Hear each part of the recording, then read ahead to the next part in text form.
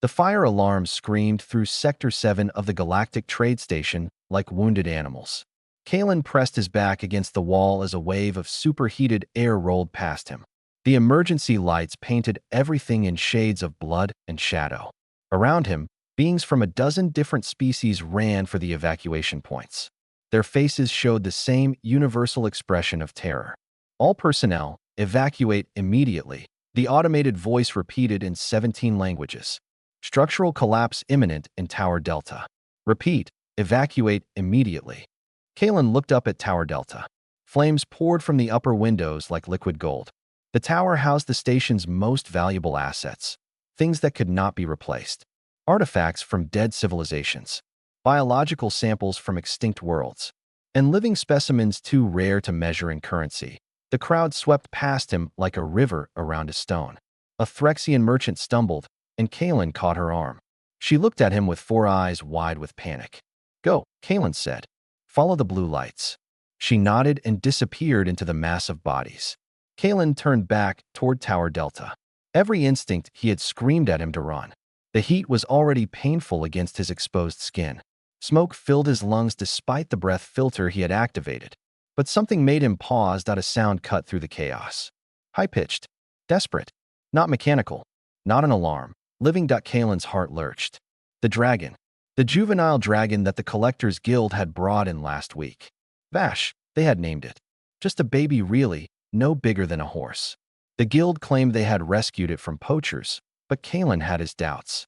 Legal or not, the dragon was up there. Alone. Tower Delta will collapse in 8 minutes. The voice announced 0.8 minutes. The fire suppression systems had failed. The heat shields had failed. Everything had failed. And somewhere in that inferno was a creature that had never asked to be there. Kalen looked at the evacuation route. He could see the transport ships through the viewport, their doors open and waiting. Safety was 50 meters away. Then he looked at Tower Delta. The entrance was 30 meters in the opposite direction. He ran toward the fire. The heat hit him like a physical wall when he entered the tower. His uniform began to smoke immediately. The standard issue fabric was designed to resist vacuum and radiation, not direct flame. Kalen pulled his jacket over his head and pushed forward. The stairs were blocked by debris. A support beam had fallen, and flames danced across its surface. Kalen grabbed a fire extinguisher from the wall and sprayed foam across the beam. The flames died, but the metal still glowed red. He jumped over it, feeling the heat through his boots. His communicator crackled. "Kalen, where are you?" "The roster shows you inside Tower Delta." It was Mira, his supervisor. A Zinthari with more common sense than most beings. "There's a dragon in here," Kalen said between gasps. The smoke was getting worse. "The juvenile." "Vash." Silence. Then, "Kalen, that tower is going to collapse. The dragon is secured in a reinforced habitat. It might survive. You will not. Might isn't good enough." "Kalen." He switched off the communicator. For minutes left, maybe less. The habitat was on the 5th floor. He was on the 2nd. The stairs groaned under his weight. Cracks spread across the walls like spiderwebs. Kalen climbed faster. On the 3rd floor, a section of ceiling crashed down behind him. He did not look back. The sound came again. Louder now. A keening wail that made something in Kalen's chest twist. It was the sound of a child crying for help. It did not matter that the child had scales instead of skin, or that it breathed fire instead of air. Terror sounded the same in every language. "I'm coming," Kalen shouted, though he knew the dragon could not understand him. "Hold on, Vash. I'm coming." 5th floor. The habitat door was sealed, emergency protocols engaged. The control panel showed red across every indicator. The habitat's environmental systems had failed. Inside, the temperature was climbing toward lethal levels, even for a fire-resistant creature. Kalen pulled the manual override. Nothing. The mechanism had melted. He looked around desperately. A fire axe hung on the wall. He grabbed it and swung at the door's hinges. Sparks flew. The blade bit into metal. Again. Again. His shoulders screamed. The smoke was so thick now that he could barely see. The temperature readout on his wrist display climbed past safe levels. Past dangerous levels. Past survivable levels. The door fell inward with a crash. Vash huddled in the corner of the habitat, wings wrapped around its body. The dragon was the color of midnight, with eyes like molten copper. Those eyes found Kalen, and the keening stopped. For a moment, they just looked at each other. Human and dragon. Guard and prisoner. Two beings who should have been nothing to each other. Kalen extended his hand. Come on. We have to go. Vash did not move. The dragon's eyes showed intelligence, but also confusion. Fear.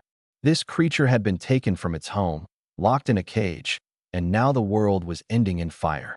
Please, Kalen said. His voice cracked. Please trust me. He thought of every story his grandmother had told him.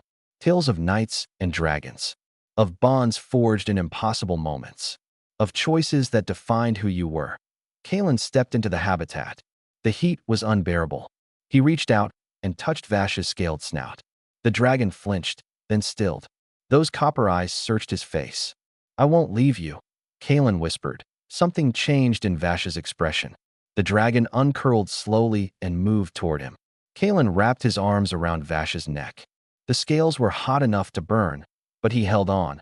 They ran together. The tower screamed around them as it died. Flames reached through the walls. The floor buckled and tilted.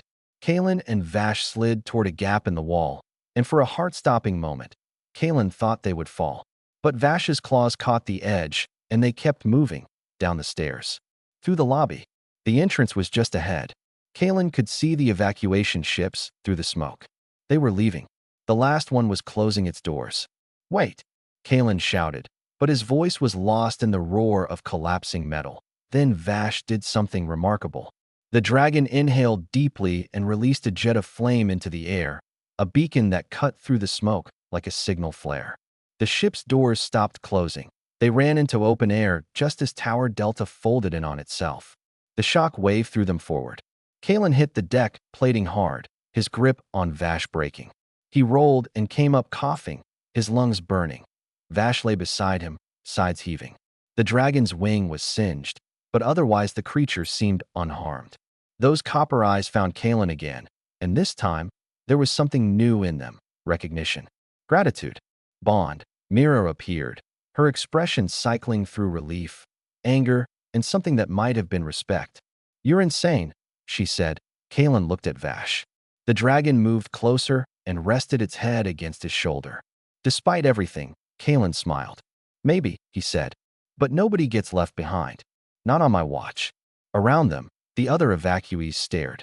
Representatives from species that had mastered faster-than-light travel, that had built empires spanning galaxies, that considered themselves the pinnacle of civilization.